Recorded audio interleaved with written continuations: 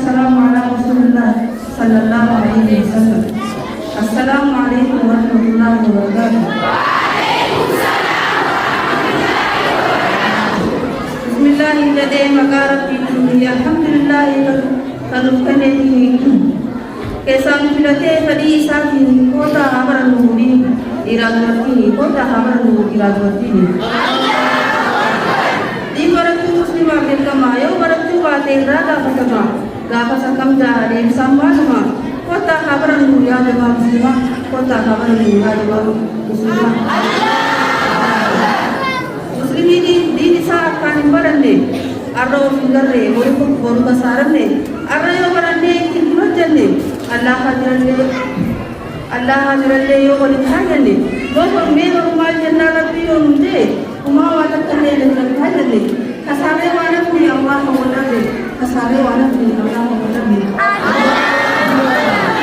wala ro ke ko bana nama uji sa to la itu ada mama rabbi radinne tidak ada mama uji sa bana ini dawa nama semadani opingon dama kota aman dalam dama kota aman dalam dama Allah kota ni baranda ini rambakan semua kira atau kalian penuh jannata walana atau pada penuh jannata walana atau pada penuh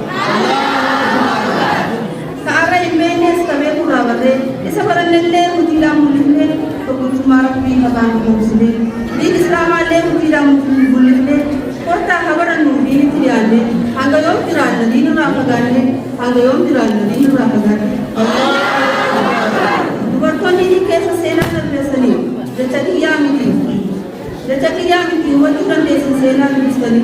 Taka Khadijah, taka Aisyah, taka Asia, taka Sumayyah, taka Asia.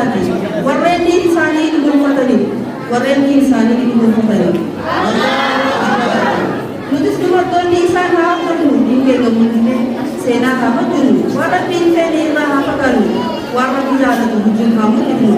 Warna biru ada tu hujung kamu itu. Warna batu ini apa kan? Wajib bisa dipilih wal fajar tu. Pasila pun ada pun hari tu. Jawab furnish ni apa tu? Setelah bagani rapi apa tu? Setelah bagani rapi apa tu? Why kami tahu wala kusima? Why kami tahu wala kusima? Bukan ayat kisah ya jemaah muslimah. Bukan ayat kisah ya jemaah muslimah. Dunia kena berada kau ni berada kau berada ni. Ya orang kami sini dia upatan ni. Malai kau ada mahal susah tadi.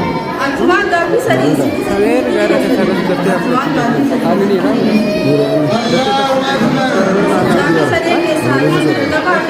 مرة جارية مثلي ربي الله الذي خلقني ورباني وربى جميع العالمين بنعمته وهو معبودي ليس لي معبود سواه ليس لي معبود سواه فهذا إنسان سادي لما قال رمضان يقول علينا هدى دين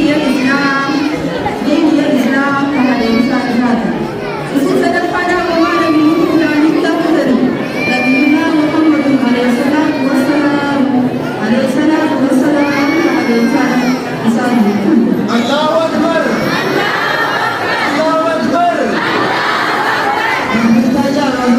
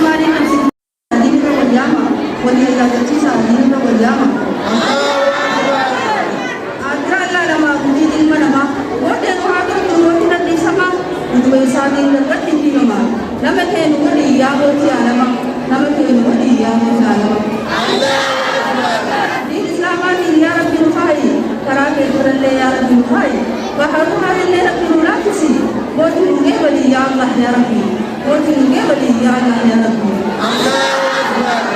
سمعت الله ولدون ياسي يوم تقول لي أخوة الجاتي السلام عليكم ورحمة الله وبركاته. الله أكبر الله أكبر الله أكبر. من يرجع لزيادة ولد الصالحين بركة ربي أخذهم جنة آمين. الله أكبر الله أكبر. بارك الله فيكم وجزاكم الله جنة.